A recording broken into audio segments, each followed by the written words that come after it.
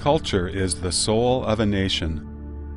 The spiritual factors, or culture, are as important to mankind as the physical factors, such as the races of the people and the land itself.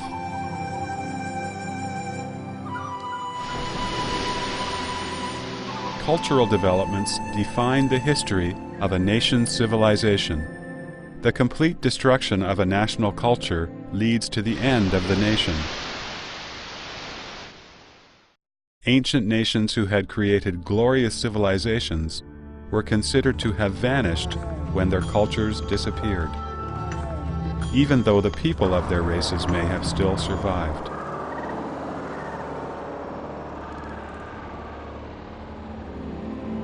When the French anthropologist Champollion painstakingly studied the Rosetta Stone from ancient Egypt, when archaeologists discovered the mud and clay writing tablets of ancient Babylonia, when people could only imagine the Halabi culture of ancient India from historical remains, when scientists were wondering about the scientific achievements that may have surpassed the ancients and amazed contemporaries in the Muse Museum, which was burnt down by Caesar's expeditionary forces, when scholars were studying the culture of the lost city of Atlantis, which Plato described in his dialogues but is now buried at the bottom of the ocean, our thoughts turned to China.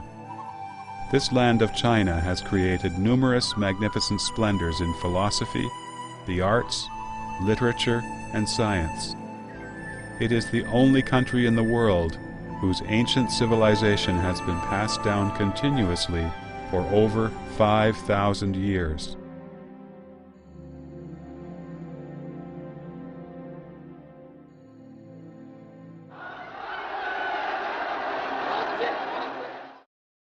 The destruction of its traditional culture is more than a tragedy, it is an unforgivable crime.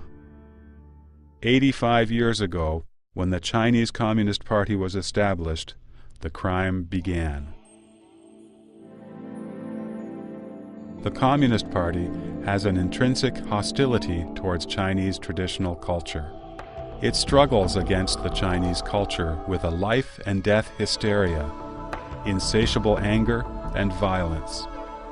After the CCP came to power, its struggle against traditional culture became more sophisticated and systematic. Mao Zedong once said, fittingly, that he follows neither the Tao nor heaven.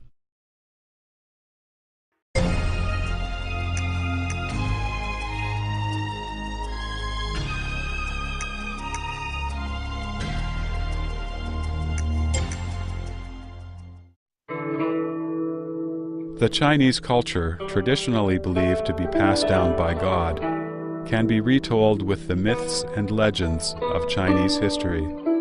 They include Pangu's creation of heaven and the earth, Nuwa's creation of humanity, Shennong's identification of hundreds of medicinal herbs, and Songji's invention of Chinese characters. The Taoist wisdom of unity of heaven and humanity has thus coursed through the veins of Chinese culture. Emperor Wang, who was thought of as the founder of Chinese culture, was also credited with founding Taoism. Confucius said, "Great learning promotes the cultivation of virtue."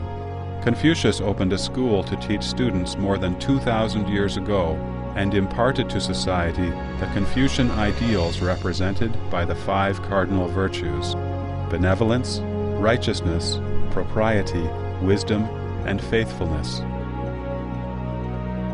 In the 1st century AD, Buddha Shakyamuni's teachings traveled east to China, with an emphasis on compassion and salvation of all beings.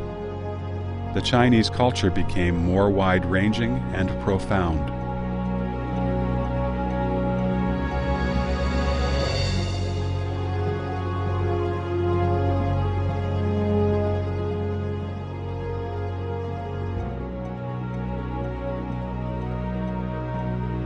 Buddhism and Taoism established Chinese people's macroscopic understanding of the universe, life, and the human body. They are the part of Chinese culture that focused on leaving the mundane world. The influence of Buddhism and Taoism can be found to penetrate all aspects of people's lives. Chinese medicine, Qigong, Feng Shui, and divination are all rooted in Taoism. The well-known concepts of a heavenly kingdom and hell, the karmic rewards of good meeting with good and evil meeting with retribution, all of these came from Buddhism. Confucianism, on the other hand, is the part of traditional Chinese culture that focused on entering the mundane world. The profound influence of Taoism on Confucianism can be seen in such Confucian sayings as, "Aspire to the Tao, align with virtue, abide by benevolence, and immerse yourself in the arts." And, "If one hears the Tao in the morning, one can die without regret in the evening." Confucianism emphasized family-based ethics, in which filial piety, or the concept of loyalty to one's parents and family, played an extremely important role, teaching that all kindness starts with filial piety. Confucius advocated benevolence, righteousness, propriety, wisdom, and faithfulness, but also said, "Aren't filial piety and brotherly love the roots of benevolence?" Family-based ethics can be naturally extended to guide social morality. Filial piety can be extended to the people's loyalty to the monarch. Confucius said, "It is seldom that a person with filial piety and brotherly love will be inclined to offend those above. Brotherly love is the relationship among brothers, and it can be further extended to righteousness and justice among friends." Confucians teach that in a family, a father should be kind, a son filial, an older brother friendly, and a younger brother respectful. Here, fatherly kindness can be further extended to benevolence of the monarch toward his subordinates. As long as the traditions of a family can be maintained, social morality can naturally be sustained. As it is said, cultivate oneself, regulate one's family, rightly govern one's state, and make the whole kingdom tranquil and happy. The beliefs of Confucianism, Buddhism, and Taoism offered the Chinese people a very stable moral system. This ethical system provided a basis for sustainability, peace, and harmony in society. Take the 4 Chinese classics, the 4 most renowned novels in Chinese culture, as examples. The Journey to the West is a mythical tale about cultivation practice.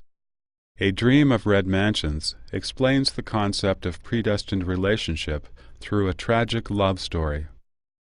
The third book, Outlaws of the Marsh, opens with a tale of how an official accidentally set free 108 warrior spirits, who ended up becoming bandits who pillaged and plundered from the corrupt in society.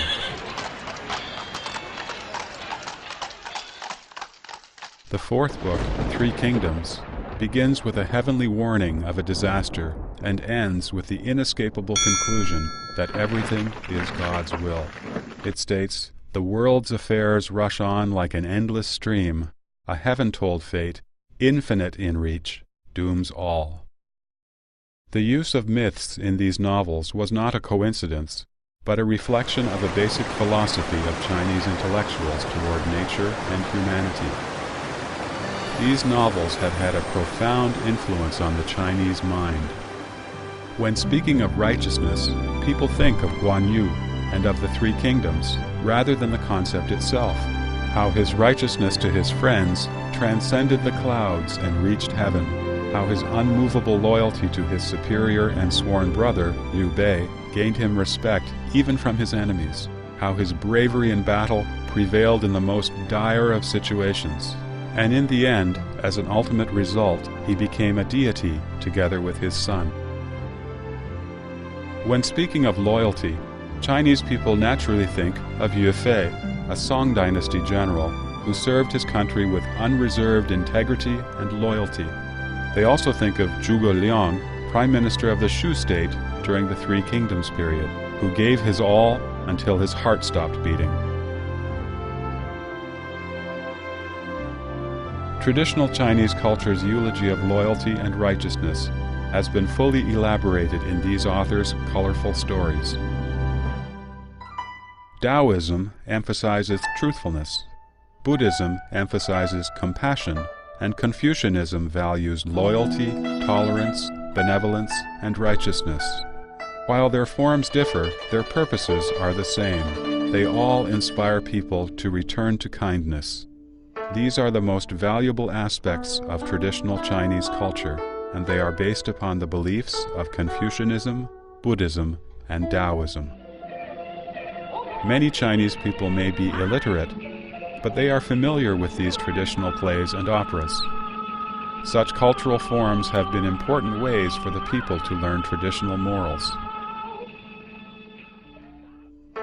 In Chinese history, traditional culture reached its peak during the prosperous Tang Dynasty, coinciding with the height of the Chinese nation's power. Science was also advanced and enjoyed a unique reputation among all nations. Scholars from Europe, the Middle East, and Japan came to study in Chang'an, the capital of the Tang Dynasty. Countries bordering China took China as their suzerain state. Tens of thousands of countries came to pay tribute to China, even though they might have to be translated multiple times and clear successive customs. After the Qin dynasty, China was often occupied by minority groups. This also happened during the Sui, Tang, Yuan, and Qing dynasties, and at other times when ethnic minorities established their own regimes. Nevertheless, almost all these ethnic groups were assimilated to the Chinese ways. This shows the great integrative power of Chinese traditional culture. As Confucius said, thus, if the people from afar are not compliant, bring them around by cultivating our culture and virtue. Then, the Communist Party came.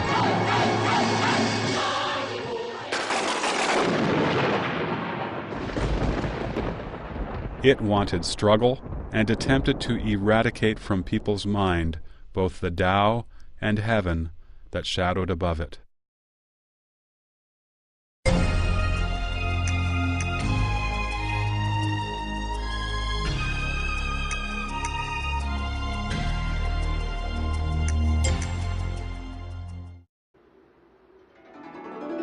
Traditional culture respects the mandate of heaven. As Confucius once said, life and death are predestined, and wealth and rank are determined by heaven. Both Buddhism and Taoism are forms of theism that also believe in the reincarnation cycle of life and death, and the karmic causality of good and evil. The Communist Party, however, believes in atheism. In translating the Communist Internationale anthem, the CCP put it this way: "There has never been a savior, and we do not rely on God either. To create human happiness, we rely entirely on ourselves." Confucianism values family, believing that all kindness starts with filial piety. The Communist Manifesto, however, clearly promulgates abolition of the family. Traditional culture differentiates the Chinese from the foreign, but the Communist Manifesto advocates the end of nationality. Confucian culture promotes kindness to others, but the Communist Party encourages class struggle. Confucians encourage loyalty to the monarch and love for the nation. However, the Communist Manifesto promotes the elimination of nations. Loyalty in traditional Chinese culture does not mean blind devotion. In the eyes of the people, although the emperor is a son of heaven, he still has heaven above him. The emperor cannot be correct at all times. The behavior of the emperor was judged by the Confucian classics. The dictatorial CCP could by no means accept traditional beliefs such as these. The CCP wanted to canonize its own leaders, and so would not allow such long-held concepts as heaven, Tao, and God to govern from above. The CCP was aware that what it did was considered the most heinous and enormous crime against heaven and the Tao, if measured by the standards of traditional culture. They were aware that as long as the traditional culture existed, people would not praise the CCP as great, glorious, and correct. Scholars would continue their tradition, risking their lives to admonish the monarch, and maintaining justice even at the expense of their lives, and place the people above the rulers. Thus, the people would not become CCP puppets, and the CCP could not force conformity on the thoughts of the masses. The traditional culture's respect for heaven, the earth, and nature became an obstacle for the CCP's battle with nature in an effort to alter heaven and the earth. Traditional culture treasures human life, teaching that any situation involving human life has to be treated with the utmost care. Such a perception was a hindrance to the CCP's mass genocide and rule by terror. The traditional culture's ultimate moral standard of the heavenly Tao interfered with the CCP's manipulation of moral principles. The Communist Manifesto was not written with a purpose of opposing Chinese traditional culture. However, all of its beliefs completely oppose Chinese traditional culture. Thus, it is intrinsic and fundamental for the CCP to oppose Chinese culture. There is no way to compromise such contradiction. It was therefore inevitable for the CCP to eradicate traditional culture, based upon its intrinsic nature of struggle.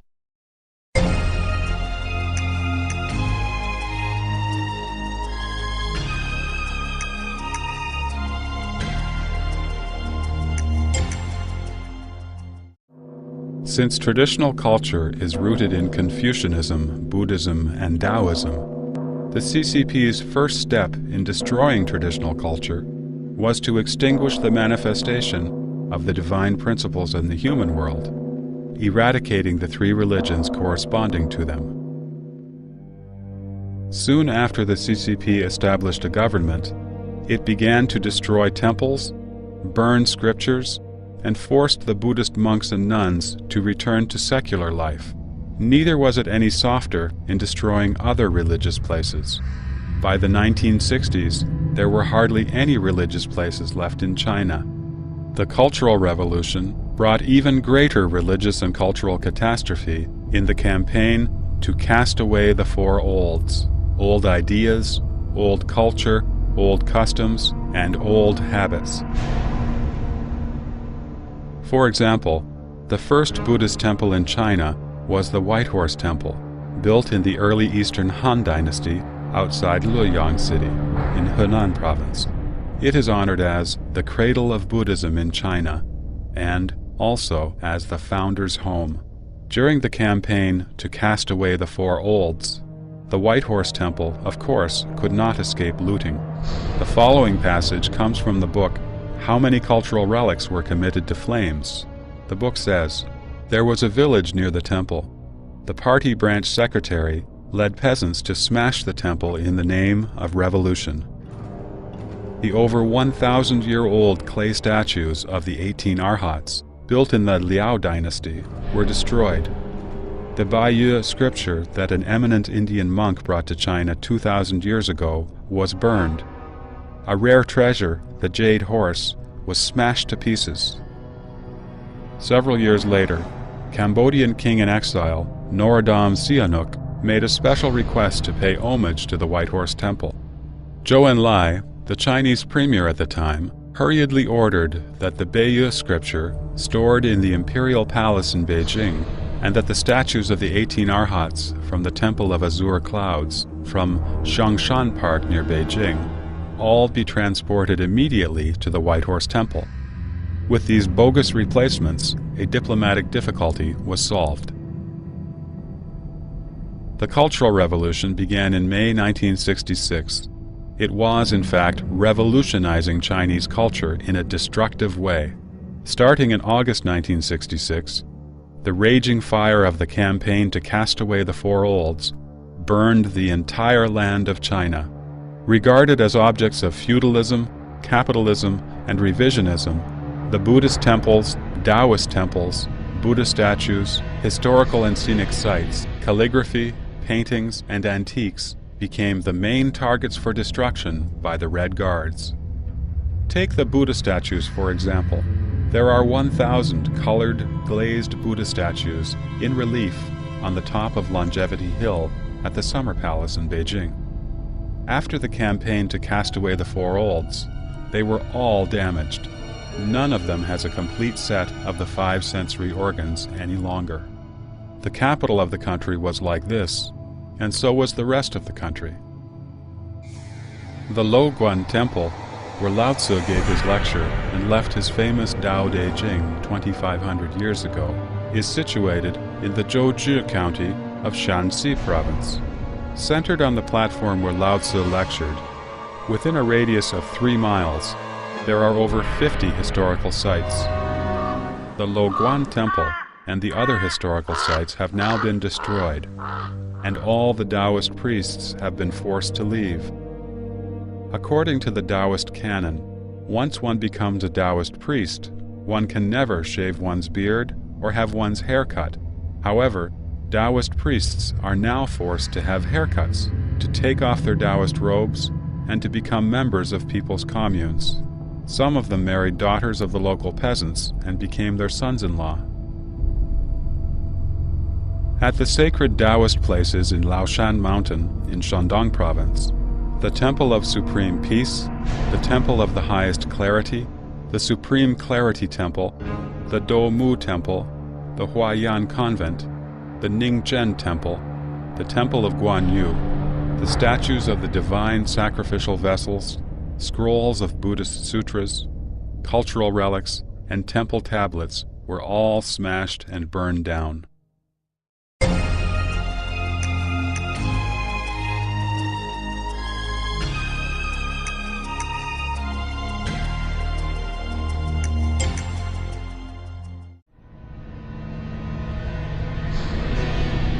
In the campaign to cast away the four olds, many one-of-a-kind books, calligraphies, and paintings that had been collected by intellectuals were committed to fire. Zhang Bojun had a family collection of over 10,000 books. The Red Guard leaders used them to make a fire to warm themselves. What was left was sent to paper mills and shredded to paper pulp.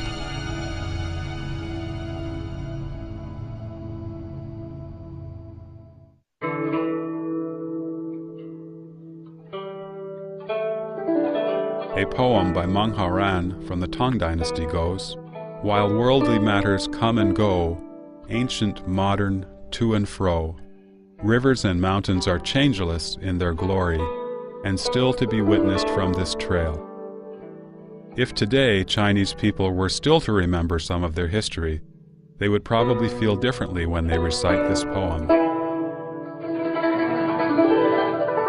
Cultural relics, as the essence of Chinese culture, have been inherited and accumulated over several thousand years. Once destroyed, they cannot be restored. Experiences like that of Zhang Bojun are countless all over China. Rarely any relics and historic sites could escape such catastrophe. When we sighed over the old summer palace being burned down by the Anglo-French Allied force, when we sighed over the monumental work of the Yongle Encyclopedia being destroyed by invaders' flames of war, how could we have anticipated that the destruction caused by the CCP would be so much more widespread, so much more long-lasting, and so much more thorough than that caused by any invaders?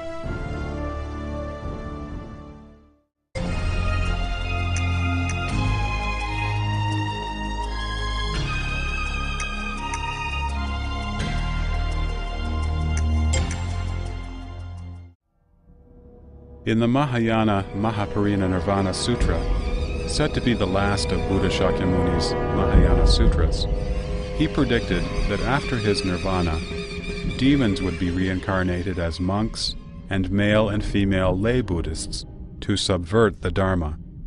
Of course, we cannot verify what Buddha Shakyamuni was referring to exactly. However, the CCP's destruction of Buddhism indeed started with forming a united front with some Buddhists. They even sent some underground Communist Party members to infiltrate the religion directly, to subvert it from within.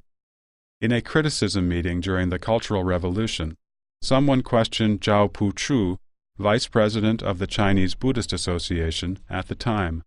"You are a Communist Party member, so why do you believe in Buddhism?"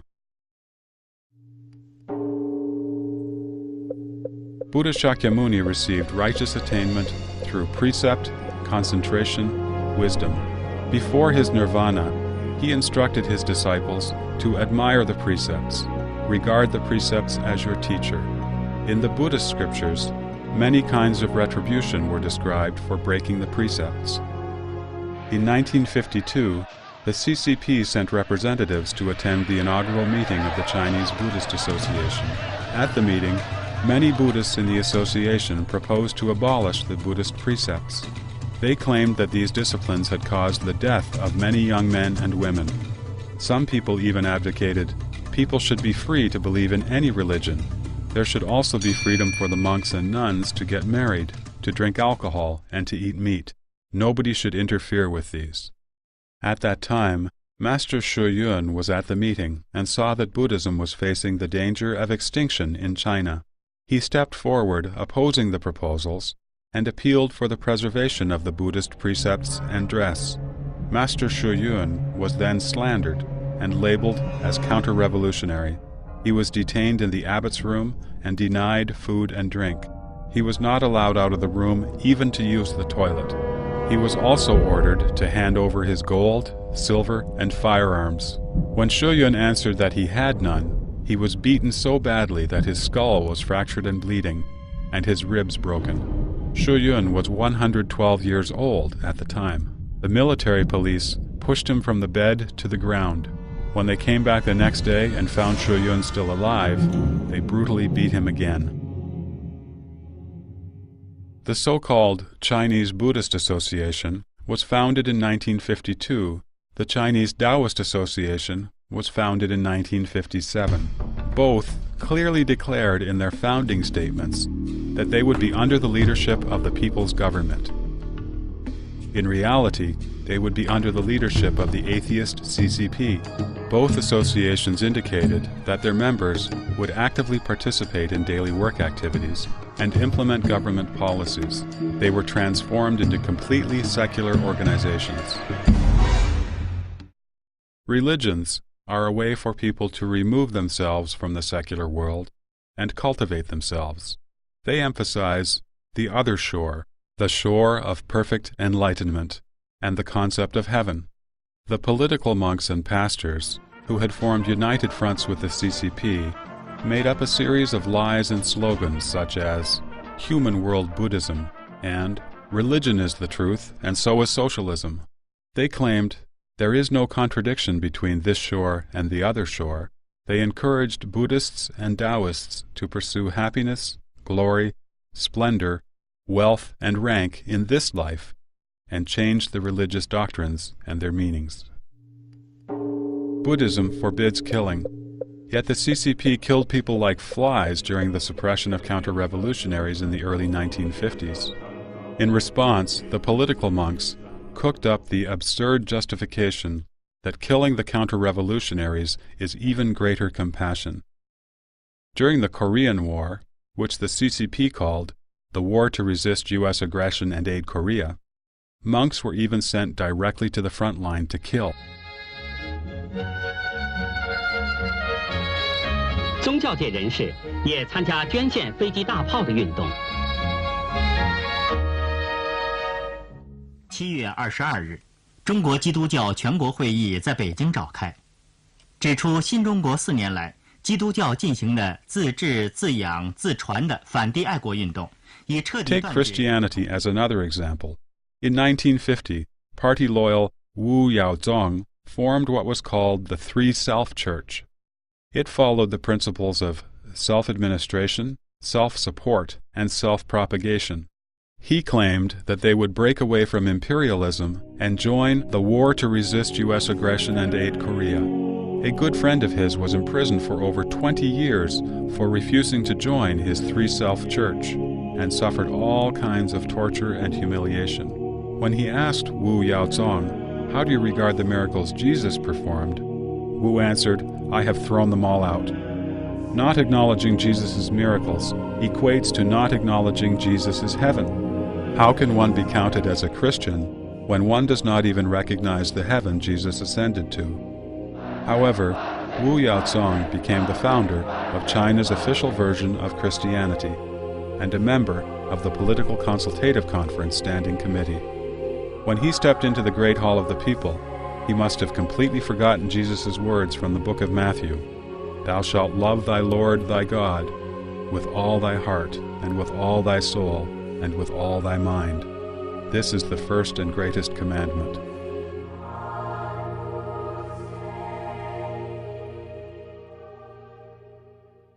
The CCP confiscated temple property, forced monks and nuns to study Marxism and Leninism, brainwashed them, and even forced them to hard labor.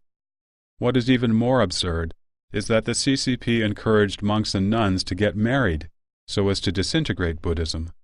For example, just before the March 8 Women's Day in 1951, the Women's Federation in Changsha City, Hunan Province, ordered all nuns in the province to make up their minds to get married in just a few days. In addition, young and healthy monks were forced to join the army and were sent to the battlefield to serve as cannon fodder. Various religious groups in China have disintegrated under the CCP's violent suppression. The genuine elites of Buddhism and Taoism have been suppressed. Among the remaining monks and Taoists, many returned to secular life, and many others were undisclosed Communist Party members who specialized in putting on monk's robes, Taoist robes, or a pastor's long gown to distort the Buddhist scriptures, the Taoist canon, and the Holy Bible, and to look for justification for the CCP's political movements in these doctrines.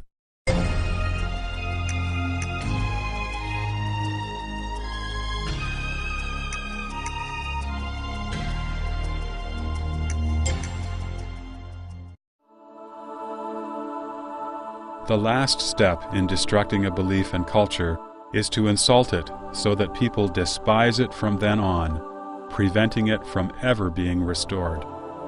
The CCP considered the traditions of the Hui Muslim group to be one of the four olds: old thought, culture, tradition, and habit. Therefore, it forced the Hui people to eat pork. Muslim peasants and mosques were required to raise pigs, and each household had to furnish 2 pigs to the country every year. The Red Guards even forced the second highest living Tibetan Buddha, the Panchen Lama, to eat human excrement. They ordered 3 monks from the Temple of Bliss, located in Harbin City, Heilongjiang Province, which is the biggest Buddhist temple built in modern times, to hold a poster board that said, "The hell with sutras, they are full of shit."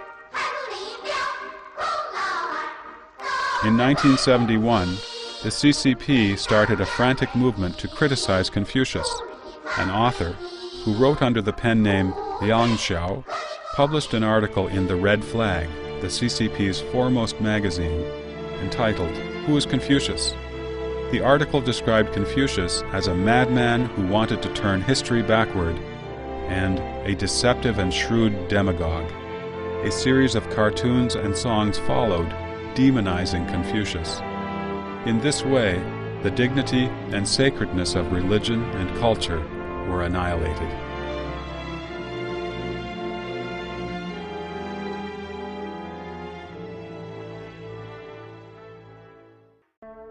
The characters of the written Chinese language embody the essence of 5,000 years of civilization. Each character's form and pronunciation, and the idioms and literary allusions composed of combinations of the characters, express profound cultural meanings. The CCP has not only simplified the Chinese characters, but also tried to replace them with Romanized pinyin, which would remove all cultural tradition from the Chinese characters and language. But the replacement plan failed, thus sparing further damage to the Chinese language. However, the intellectuals who inherited the same traditional culture were not so fortunate as to be spared destruction.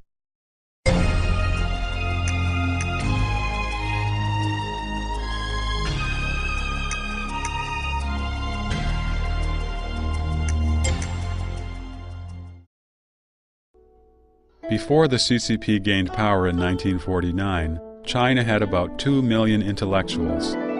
Although some had studied in Western countries, they still inherited some Confucian ideas. The CCP certainly could not relax its control of them because, as members of the traditional scholar aristocracy class, their ways of thinking played important roles in shaping the thoughts of ordinary people. In September 1951, the CCP initiated a broad thought reform movement, starting in Beijing University among the intellectuals. The intellectuals were required to organize a movement to confess their history, including their thoughts, faithfully and honestly, in attempts to cleanse any counter-revolutionary elements. Mao Zedong never liked intellectuals.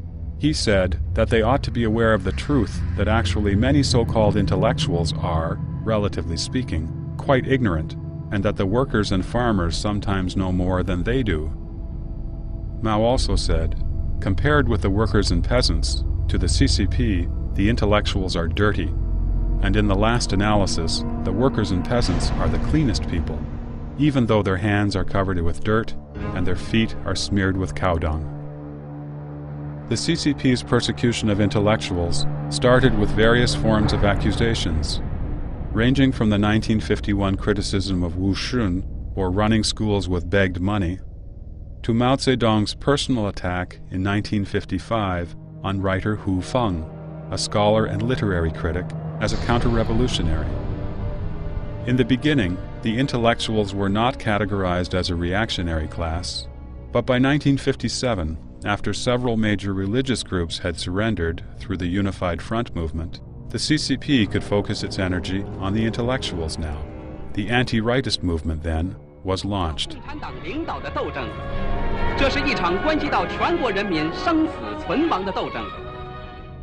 At the end of February 1957, claiming to let 100 flowers bloom and 100 schools of thought contend, the CCP called on intellectuals to voice their suggestions and criticisms of the party, promising no retaliation. These intellectuals had been dissatisfied with the CCP for a long time for its ruling in every field, even though it was a layman in those fields, and its killing of innocent people during the movement to suppress counter-revolutionaries in 1950 to 1953, and the movement to eliminate counter-revolutionaries in 1955 to 1957. They thought that the CCP had finally become open-minded, so they began to speak their true feelings, and their criticism grew more and more intense. Many years later, there are still many people who believe that Mao Zedong only started to attack the intellectuals after becoming impatient with their overly harsh criticisms. The truth, however, turned out to be different. On May 15, 1957, Mao Zedong wrote an article entitled, "Things Are Beginning to Change," and circulated it among senior CCP officials. The article said, "In recent days, the rightists have shown themselves to be most determined and most rabid. The rightists, who are anti-communist, are making a desperate attempt to stir up a typhoon above Force 7 in China, and are so bent on destroying the Communist Party." After that, the officials who had been indifferent to the Let 100 Flowers Bloom and 100 Schools of Thought Contend campaign suddenly became enthusiastic and earnest. In her memoir, The Past Doesn't Disappear Like Smoke, Zhang Bojun's daughter recounted the following. Li Weihan, minister of the United Front Work Department, called Zhang Bojun in person to invite him to a so-called rectification meeting to offer his opinion about the CCP. Zhang was arranged to sit on a front-row sofa. Not knowing this to be a trap, Zhang articulated his criticisms of the CCP. During the whole course, Li Weihan appeared relaxed. Zhang probably thought Li agreed with what he said. What he didn't know was that Li was pleased because he saw his prey falling into the trap. After the meeting, Zhang was classified as the #1 rightist in China. We can cite a string of dates that marked proposals or speeches delivered by intellectuals offering criticism and suggestions. Zhang Bojun's Political Design Institute on May 21st, Long Yun's Absurd Anti-Soviet Views on May 22nd, Luo Longji's Redressing Committee on May 22nd, Lin Xiling's speech on criticizing the CCP's feudalistic socialism at Beijing University on May 30th, Wu Zhuguang's "The party should stop leading the arts" on May 31st, and Chu Anping's "The party dominates the world" on June 1st. All these proposals and speeches had been invited and were offered after Mao Zedong had already sharpened his butcher's knife. All of these intellectuals, predictably, were later labeled rightists. There were more than 550,000 of them nationwide.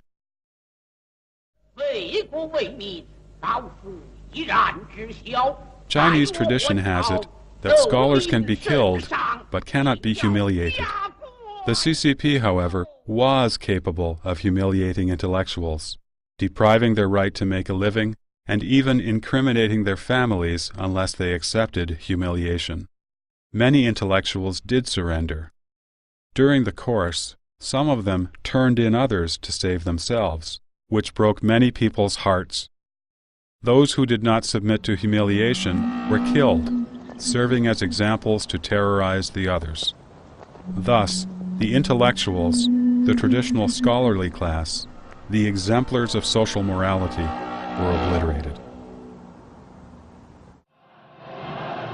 Mao Zedong said, "What can Emperor Qin Shi Huang brag about? He only killed 460 Confucian scholars, but we killed 46,000 intellectuals. In our suppression of counter-revolutionaries, didn't we kill some counter-revolutionary intellectuals as well?" I argued with the pro-democratic people, who accused us of acting like Emperor Qin Shi Huang. I said they were wrong. We surpassed him by 100 times. Indeed, Mao did more than kill the intellectuals. Even worse, he destroyed their minds and hearts.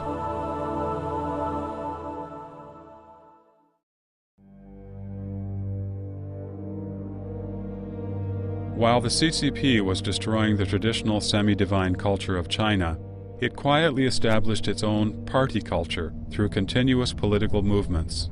As one of the CCP's classic documents, Mao's speech at the Yan'an Forum on Literature and the Arts named cultural endeavors and the military as the two battlefronts. It stated that it was not enough to have just the armed military, an army of literary arts was also needed. It stipulated that the literary arts should serve politics, and the literary arts of the proletariat class are the gears and screws of the revolutionary machine. A complete system of party culture was developed out of this, with supporting the CCP the ultimate goal, and with atheism and class struggle at the core. This system goes completely against traditional culture and penetrates every aspect of people's life.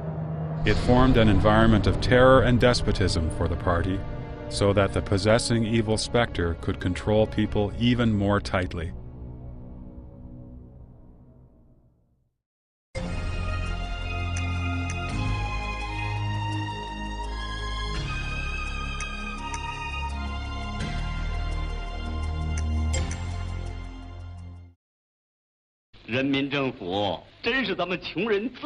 One of the important roles of the party culture is to eulogize the CCP dictatorship and its values of atheism and class struggle.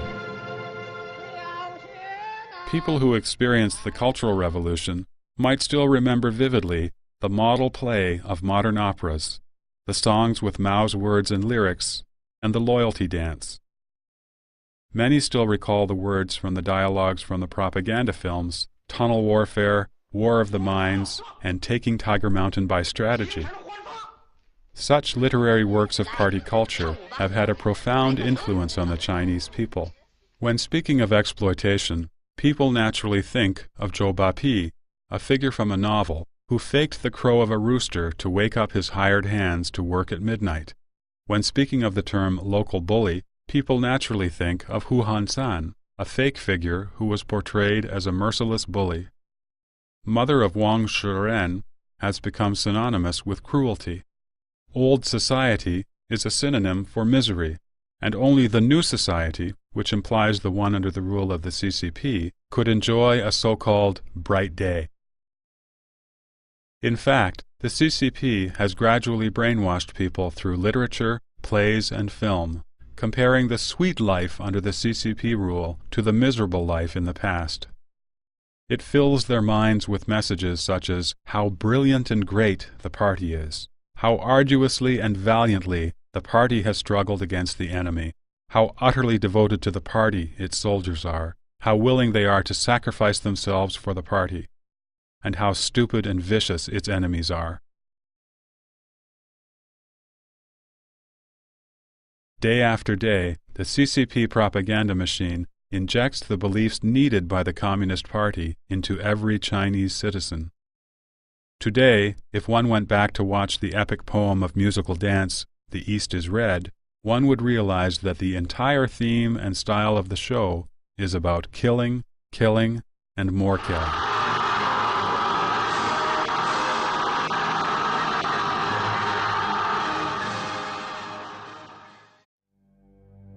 One step beyond the truth is fallacy. The CCP party culture also abuses traditional morality to a certain extent. For instance, traditional culture values faith, and so does the Communist Party. However, what the party promotes is faithfulness and honesty to the party. Traditional culture emphasizes filial piety.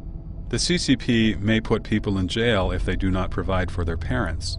However, it is not because they violated the traditional responsibilities of filial piety, but because the parents would otherwise become a burden to the government and party. When it fits the party's needs, children are required to draw clear boundaries separating themselves from their parents. Traditional culture stresses loyalty and follows the precept that people are of supreme importance, the nation comes next, and last comes the ruler. However, the loyalty preferred by the CCP is blind devotion, so completely blind that people are required to believe in the CCP unconditionally and obey it unquestioningly. In traditional culture, music is taken as a way to constrain human desires. In the Book of Music, Volume 24 of the Records of the Historian, Sima Chan said, "The nature of man is peaceful. The sensation of external matters affects one's emotions and stirs up the sentiment of love or hate based upon one's character and wisdom. If these sentiments are not constrained, one will be seduced by endless external temptations and assimilated by one's internal sentiments to commit many bad deeds." Thus, said Sima Qian, the emperors of the past used rituals and music to constrain people. The songs should be cheerful but not obscene, sad but not overly distressing.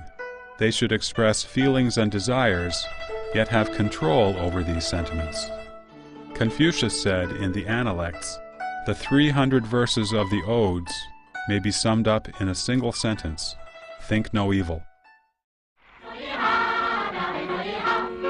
Such a beautiful thing as music, however, was used by the CCP as a method to brainwash the people. Songs like "Socialism is Good" and "There Would Be No New China Without the Communist Party," and many others, have been sung from kindergarten to university. In singing these songs, people have unconsciously accepted the meanings of the lyrics.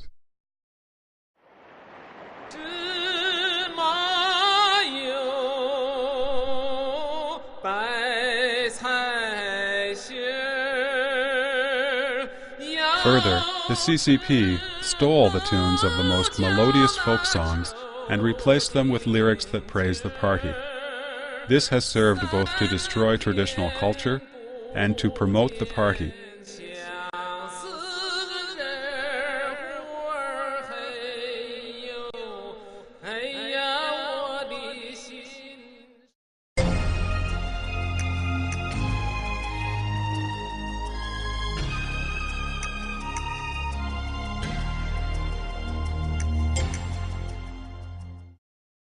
The history commonly told by the CCP is very misleading.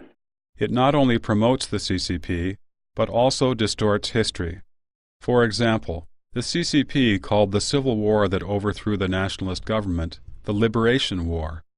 It referred to the post-1949 period as the period following the founding of the nation, when in reality, China existed long before that.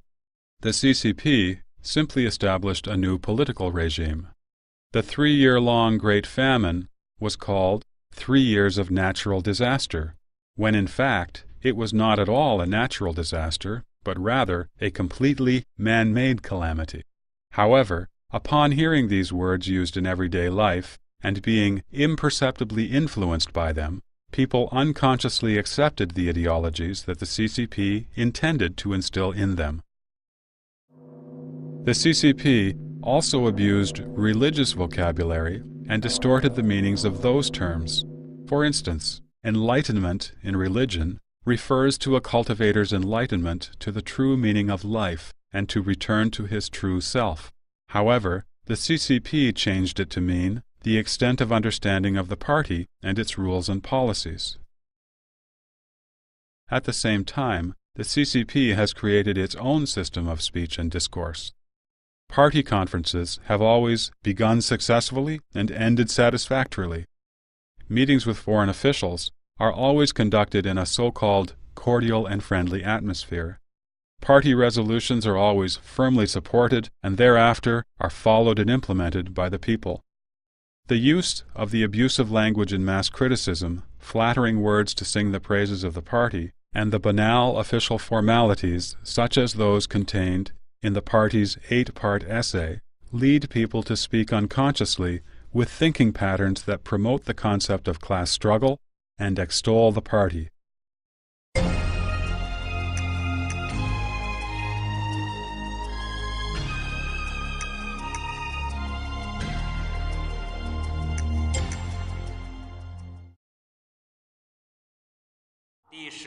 The mechanism of the party's domination is similar to a hydraulic system, relying on high pressure and isolation to maintain its state of control. Even one tiny leak could cause the system to collapse. So, despotism and dictatorship are the nature of the party culture, serving its goal of political and class struggle, and subtly influencing people's internal psyche and external behavior. 下面给您预告一下本台今天第3次播音时间所要播出的节目内容。18点20分。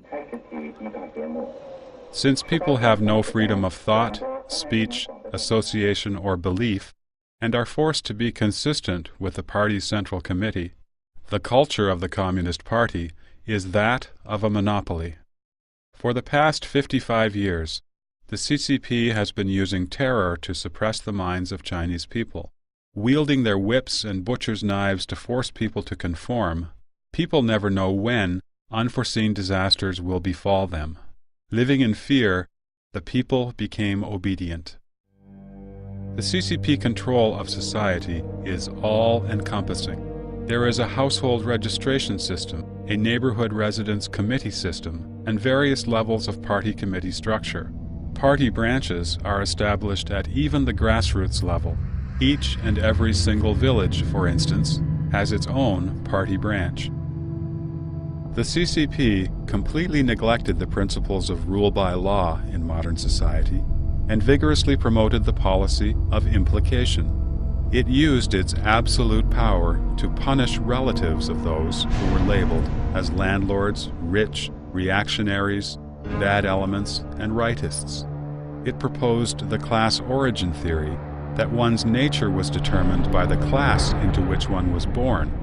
Today, if a Falun Gong practitioner appeals, his family members, his fellow employees, and leaders of the company where he works, and even leaders in the province and city where he resides, are implicated.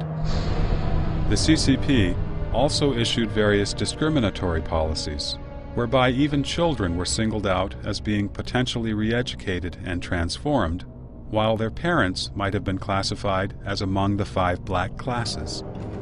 The party promoted placing righteousness above family loyalty and turning one's weapon around to strike against one's own side in order to comply with the party. Systems such as the personnel and organizational archive system and the temporary relocation system were established to ensure the implementation of the party's policies. people were encouraged to accuse and expose others and rewarded for contributions to the party. In addition, the party culture with respect to propaganda includes many forms, such as the culture of one voice. This requires all media to join together to sing the praises and collectively speak in support of the party on major issues.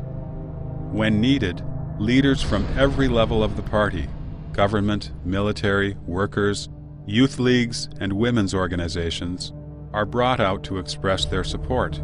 Everyone has to go through the ordeal. Other forms include a culture to promote violence, a culture to incite hatred, a culture of deception and lies, a culture of brainwashing, a culture of adulation, a culture of pretentiousness, and a culture that confounds right and wrong. This way, the CCP established a culture that transforms human beings into machines. The party wants the people to be the never-rusting bolts in the revolutionary machine, to be tamed as the tools of the party. The people also formed a culture of self-imposed brainwashing and unconditional obedience. These were reinforced by slogans such as, "Fight ruthlessly to eradicate any selfish thoughts that flash through your mind," and "Erupt a revolution in the depths of your soul." Another, "Maintain maximum alignment with the party's central committee.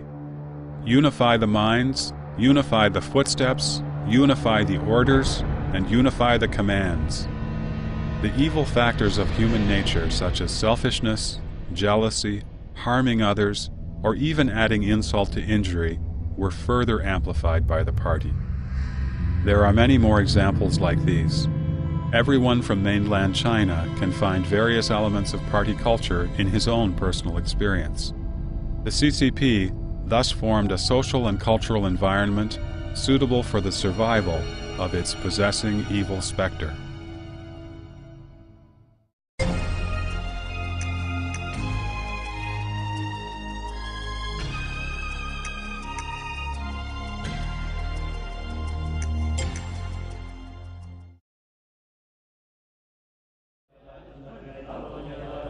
After the CCP adopted the policy of economic reform and opening up, it renovated many churches as well as Buddhist and Taoist temples.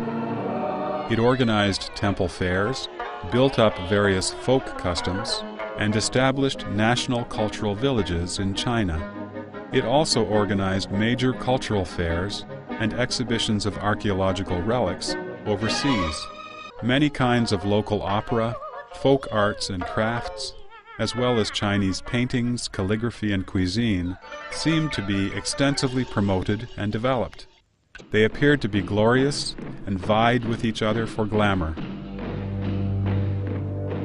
However, this was actually the last effort of the CCP to utilize and destroy the remaining traditional culture. The party culture merely changed its appearance, but not its essence.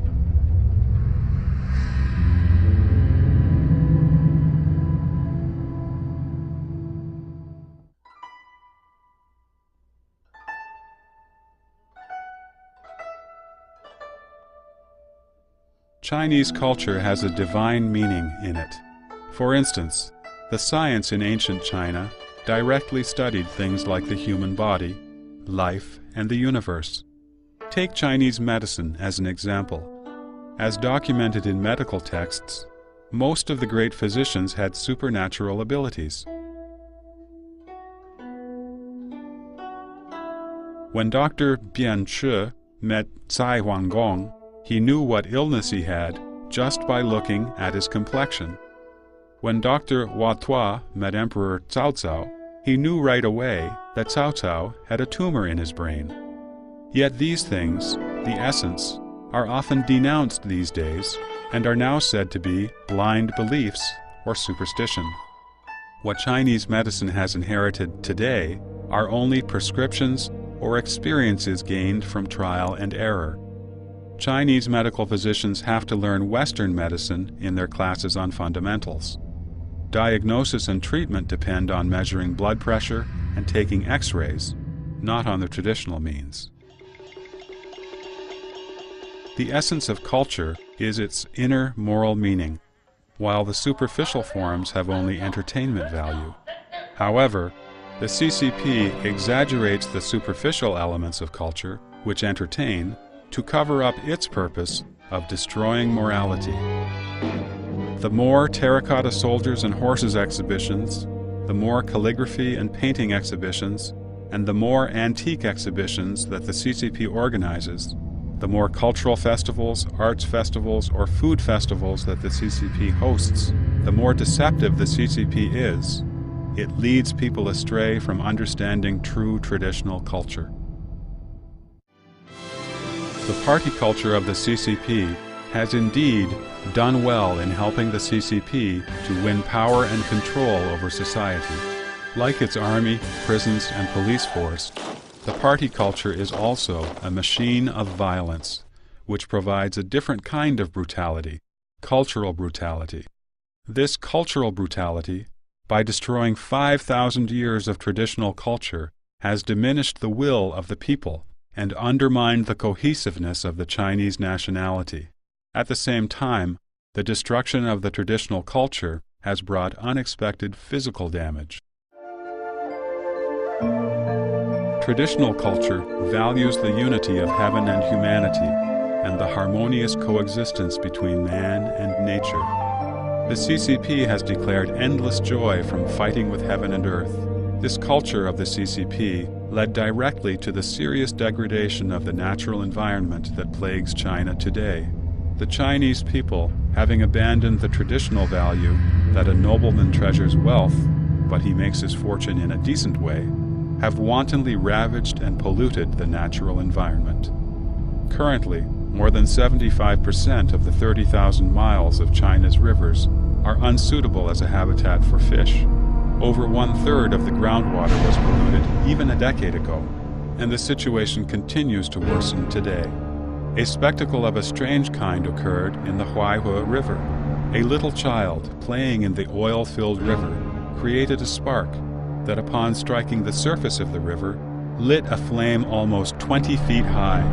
As the fire surged into the air, more than 10 willow trees in the vicinity were burnt to a crisp. One can easily see that it is impossible for those who drink such water not to develop cancer or other strange diseases. Other environmental problems, such as desertification and salinization in northwest China, and industrial pollution in developed regions, are all related to society's loss of respect for nature.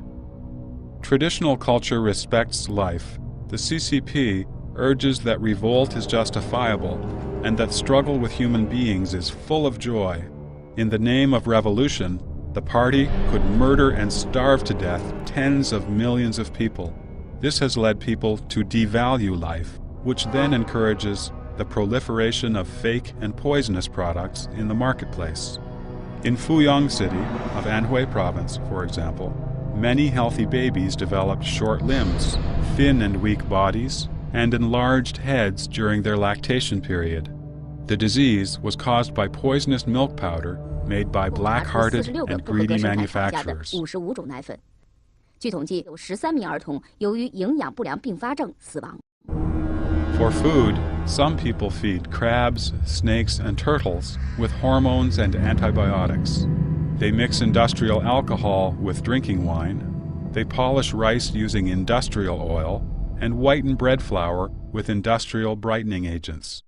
For 8 years, a manufacturer in Henan Province produced thousands of tons of cooking oil every month using materials containing carcinogens, such as waste oil, oil extracted from leftover meals, or industrial byproducts that contained residual oils. Producing poisonous foods is not a local or limited phenomenon, but is common all over China. This has everything to do with the single-minded pursuit of material gain that comes in the wake of the destruction of culture and the consequent degeneration of human morality.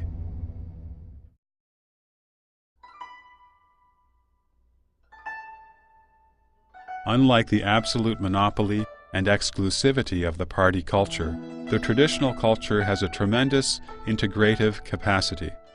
During the prosperous Tang Dynasty, Buddhist teachings, Christianity, and other Western religions coexisted harmoniously with Taoist and Confucian thought. Authentic Chinese traditional culture would have kept an open and tolerant attitude toward modern Western civilization. What are known as the Four Tigers of Asia, Singapore, Taiwan, South Korea, and Hong Kong, have created a new Confucian cultural identity. Their soaring economies have proven that traditional culture is not a hindrance to social development. At the same time, authentic traditional culture measures the quality of human life on the basis of happiness from within rather than material comfort from without. A famous poet in China's history, Han Yu, said, "I would rather have no one blame me behind my back than have someone praise me to my face. I would rather have peace in mind than have comfort in body." Dao Yuanming, another great poet, lived in poverty, but he kept a joyful spirit and, in his own words, enjoyed picking asters beneath the eastern fence and gazing upon the southern mountain in the distance.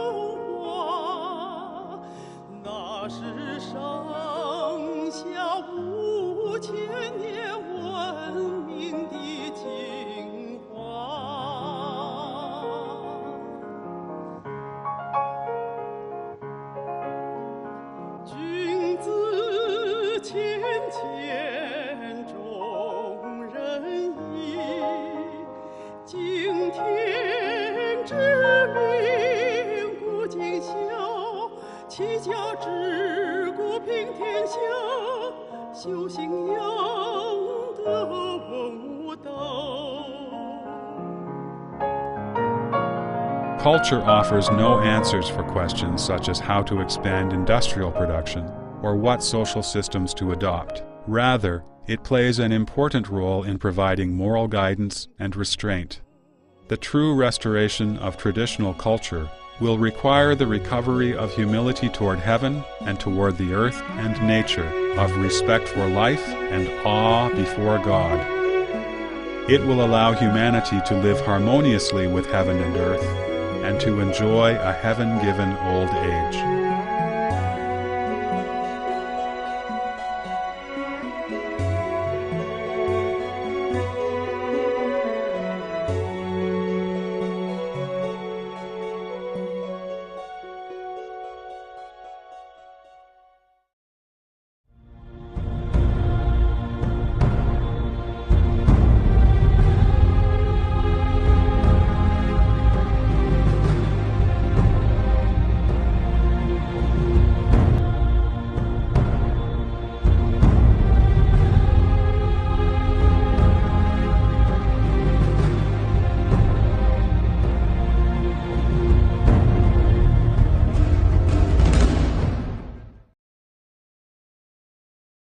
Songji's invention of Chinese characters. The Taoist wisdom of unity of heaven and humanity has thus coursed through the veins of Chinese culture. Emperor Wang, who was thought of as the founder of Chinese culture, was also credited with founding Taoism. Confucius said, "Great learning promotes the cultivation of virtue." Confucius opened a school to teach students more than 2,000 years ago and imparted to society the Confucian ideals represented by the 5 cardinal virtues: benevolence, righteousness, propriety, wisdom, and faithfulness. In the 1st century AD, Buddha Shakyamuni's teachings traveled east to China, with an emphasis on compassion and salvation of all beings. The Chinese culture became more wide-ranging and profound.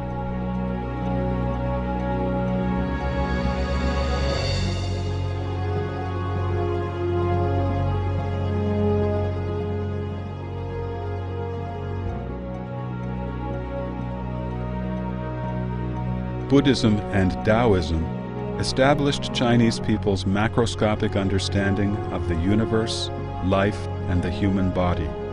They are the part of Chinese culture that focused on leaving the mundane world. The influence of Buddhism and Taoism can be found to penetrate all aspects of people's lives. Chinese medicine, Qigong, Feng Shui, and divination are all rooted in Taoism. The well-known concepts of a heavenly kingdom and hell, the karmic rewards of good meeting with good and evil meeting with retribution, all of these came from Buddhism.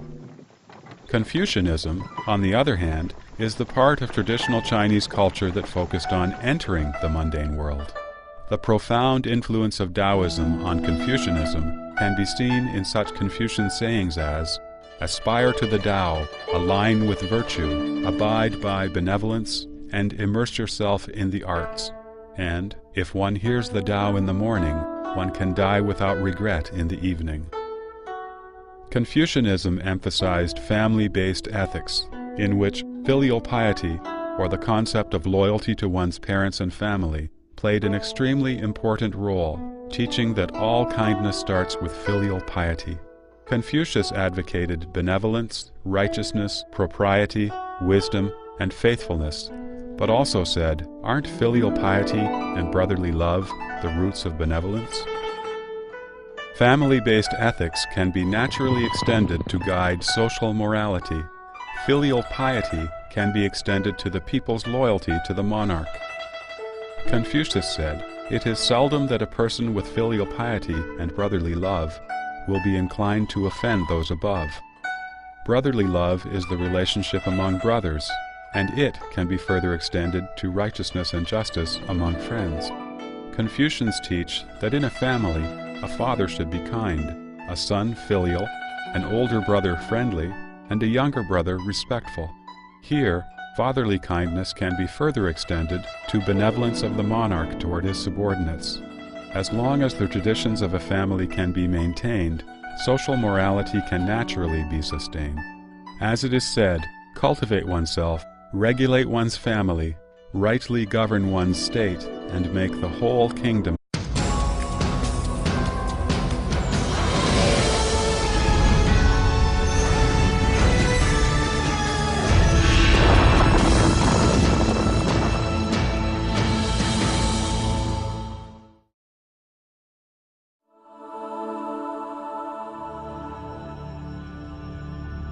Culture is the soul of a nation. The spiritual factors or culture are as important to mankind as the physical factors, such as the races of the people and the land itself.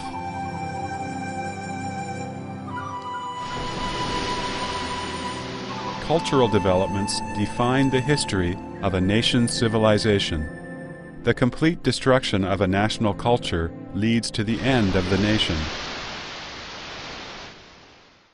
Ancient nations who had created glorious civilizations were considered to have vanished when their cultures disappeared, even though the people of their races may have still survived.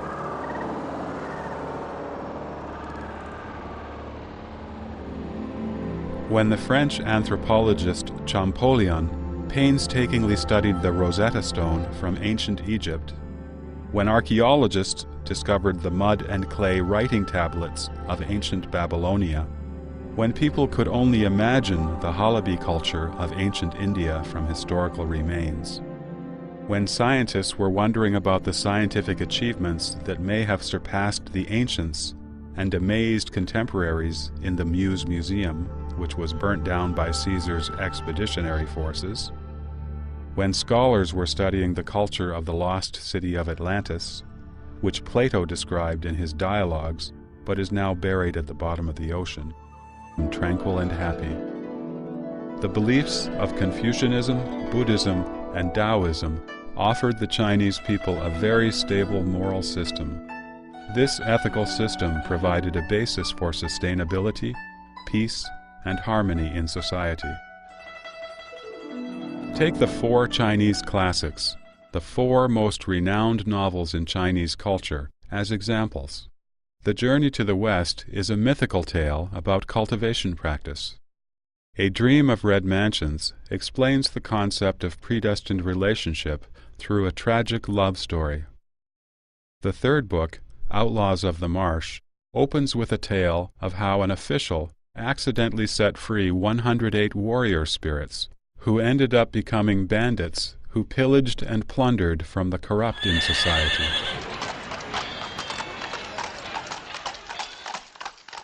The fourth book, Three Kingdoms, begins with a heavenly warning of a disaster and ends with the inescapable conclusion that everything is God's will. It states, "The world's affairs rush on like an endless stream. A heaven-told fate, infinite in reach, dooms all." The use of myths in these novels was not a coincidence, but a reflection of a basic philosophy of Chinese intellectuals toward nature and humanity. These novels have had a profound influence on the Chinese mind. When speaking of righteousness, people think of Guan Yu and of the Three Kingdoms, rather than the concept itself, how his righteousness to his friends transcended the clouds and reached heaven, how his unmovable loyalty to his superior and sworn brother, Liu Bei, gained him respect even from his enemies, how his bravery in battle prevailed. Our thoughts turned to China. This land of China has created numerous magnificent splendors in philosophy, the arts, literature, and science. It is the only country in the world whose ancient civilization has been passed down continuously for over 5,000 years.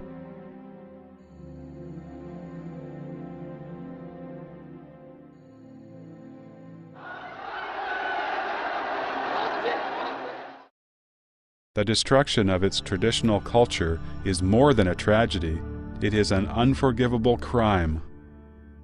85 years ago, when the Chinese Communist Party was established, the crime began. The Communist Party has an intrinsic hostility towards Chinese traditional culture. It struggles against the Chinese culture with a life and death hysteria, insatiable anger, and violence. After the CCP came to power, its struggle against traditional culture became more sophisticated and systematic. Mao Zedong once said, fittingly, that he follows neither the Tao nor heaven.